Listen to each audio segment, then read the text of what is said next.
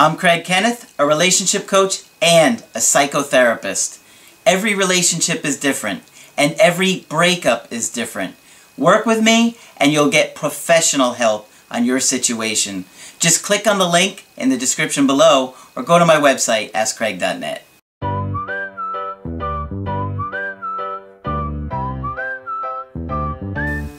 Hi there, I'm Coach Kenneth, and in this video I'm going to be talking to you about I acted very needy.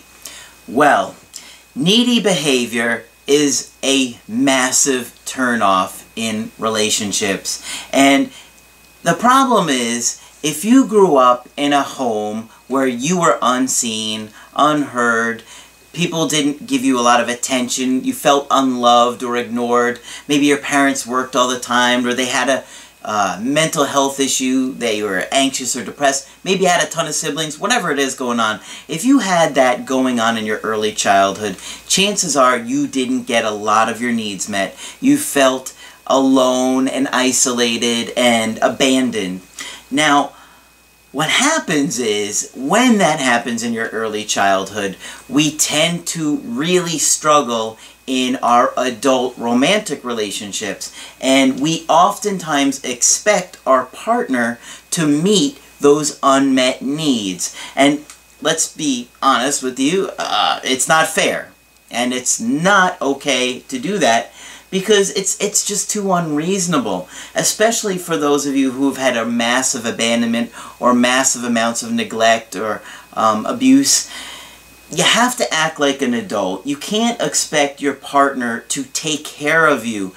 You can partially, but you have to be an adult about it. And of course there are, going to be different levels of expectations, and it's a continuum basically of where you should lie in a healthy place. Of course you're going to need your partner to take care of you sometimes. Maybe you're not feeling well, or you're just going through a difficult time in your life. Maybe you're grieving a loss of a family member or something like that, in which case hopefully they would step up to the plate. But there's also an unreasonable expectation that we can have on them, where it's just this incredible demand where maybe you don't have any kind of your own life, so you expect them to be there for you 24/7. Maybe, they're just working and you're angry because they don't come home right away, or they want to go out with their friends sometime. It can be unreasonable, and especially when you have had that kind of trauma in your childhood, you're going to be more likely to demand those things from your partner. And quite honestly, it can turn them off. And the other thing is, if you didn't get a lot of attention from your parents and care, and you didn't feel like they were there for you, you probably are very anxious and have a lot of anxiety and depression. And part of that is because our parents help us learn to soothe our anxiety when we're very little.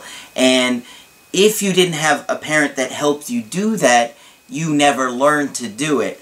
And so you're probably constantly struggling with your internal state, and you feel like you're dying all the time. So people that have a lot of anxiety tend to really struggle with other areas of life, like they can't keep a job, or their friendships. They might have severe panic attacks or depression. They can't even get out of the bed in the morning, and it's a real struggle. And when you're going through this, you can oftentimes use your partner as an emotional crutch. And like I said, it's not unreasonable to have your partner be there for you, but you also have to be an adult and partake in your own healing and growth. And if you don't, and you just continue to use people, they're going to get tired of it. And eventually they're going to look at you like, you're not helpless here, you got to do something about this yourself. And that is on you, because if you don't, you're going to constantly have demands on them and expectations, and they're probably going to be more unreasonable than most adults would expect from a partner, and you're going to be angry and resentful, and they're going to get emotionally exhausted by you. So you really have to work on yourself. And this is why I am always telling you guys that you really would benefit from a Skype with me, because it is very healing to talk about it with a professional. That is how our mind heals. It's the primary way that we heal. That is why therapy works. And that is why, you know, I believe that talking with me about your issues, you're going to heal. You're going to feel a lot better, because obviously I'm going to give you a plan, whatever's going on with your ex. But I'm also going to help look at what's going on within you and help explore and give you some feedback so you can grow and make some areas, or look at some areas for yourself to grow. Because I'm not just here to help you get your ex back. I want to do so much more than that. I want to help you have healthier relationships with your friends and your family. And that's why I try and cover a lot of different topics. But needy behavior is very, very off-putting, and it can get exhausting. And so you really need to take a good look at yourself and how demanding you are, how unreasonable or reasonable are your expectations with your partners, and how do you handle that? Do you get angry and lash out, manipulative, start screaming at them, and all in an effort to get close to them and get what you need, but at an unreasonable cost? So, I've got 2 emails today. The first one, they said, "Hi Craig," this is somebody that I did a recent Skype with. They said, "Hi Craig, I just wanted to share my story because I feel like $1,000,000. I have been so confused and sad after my breakup with my girlfriend of 6 months. I have gone to your website 20 times before I signed up for a Skype with you. I just want to thank you again." Well, I know a lot of you guys, you've never talked to me in person. For many of you, some of you guys had, and you probably wonder what it's like to do a coaching with me. Well, I can tell you that I do my best to try and help each and every one of you guys in whatever is going on in your situation. And believe me, every breakup is so incredibly different. So thank you for those kind words. They said a little more. They said, "It was so awesome just talking to you. I want everyone to know Craig is really funny." Well, aren't you kind? "And easy to talk with. It felt so refreshing just to hear your opinions and get things off my chest." Yeah, it really does. I actually spent about 3 hours with Margaret yesterday just talking about so many different things. I try and soak everything in from Margaret. I'm like a sponge when I'm in there just taking notes and learning about a lot of different things. Not so much with the breakup aspect of it, but like the mental health aspect of it, where we're looking at trauma and abuse and adoption and all the different areas that she has had so much experience with. And I just sit there. I mean, we must have been there for at least 3 hours, just me asking her question after question. But for me, that's exciting. That's fun. And I'm always trying to pass that on to you guys, especially in the Skypes. Those things can be a little bit more particular to something going on in your specific situation. So I can share those more easily in a Skype as opposed to in an email where I'm not going to see as much that's going on, especially patterns. I see a lot of patterns when we're talking in a Skype. The other thing people should know is that Craig's ability to recognize the root of a problem surprised me. I could tell he was already 3 steps ahead of me on understanding what was going on with my ex. He saw through the hidden messages of what she was saying. Well, that's because I hear a lot of the same things, so I recognize the patterns. Craig, you really surprised me on how much more you know than what you talk about in your videos.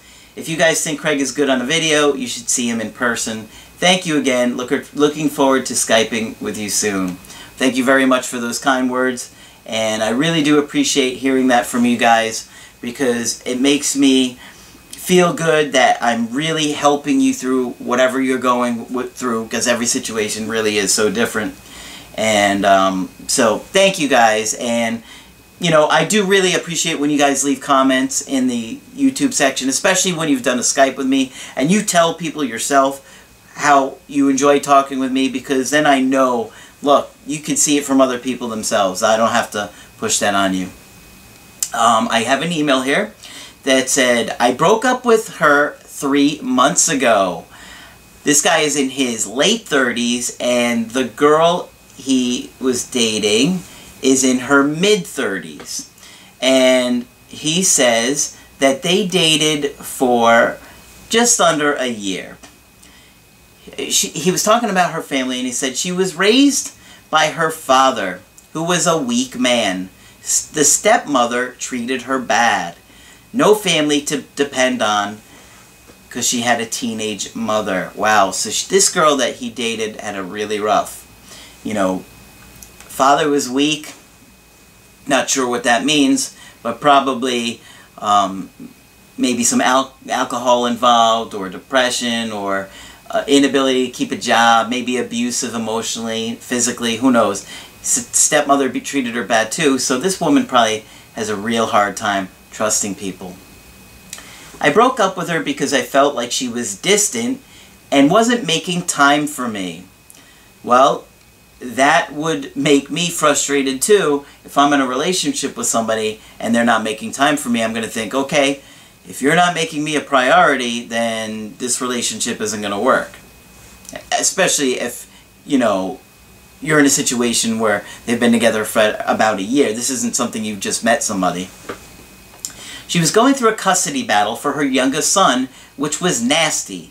I was very supportive financially before and after the breakup due to her youngest child's father not being supportive. I found out after the breakup that she had a lot of money issues, but she never asked for anything. I made sure she stayed afloat and paid the bills.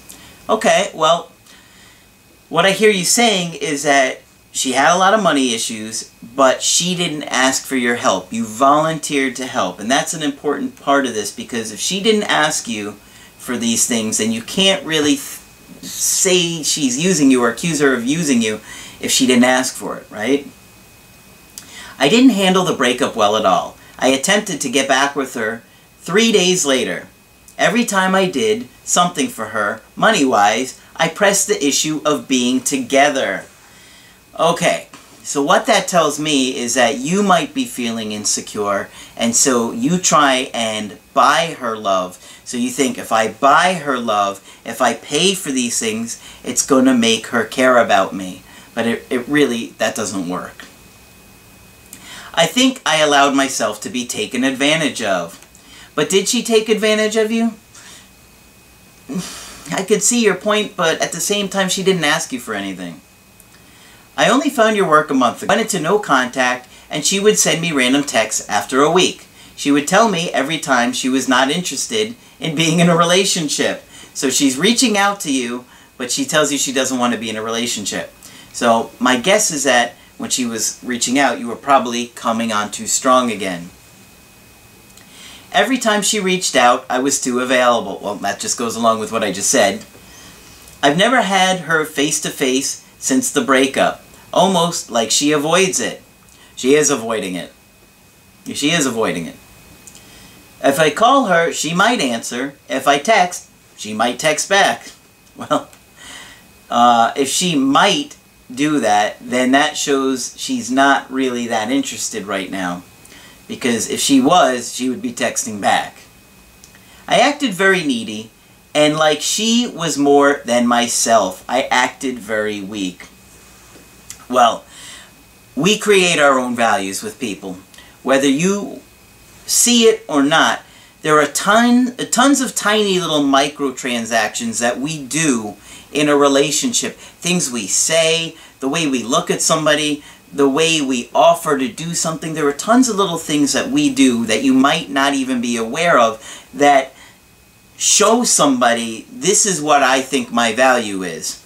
I mean, you got to be aware of how you are projecting your worth to somebody.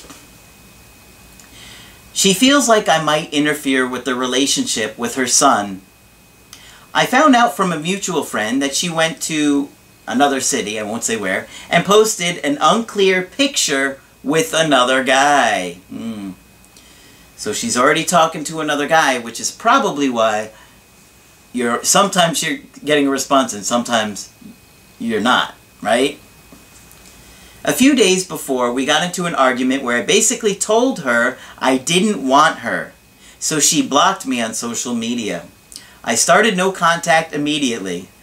You started no contact once she blocked you? I guess she probably made that pretty easy for you, huh? Well, I'm blocked.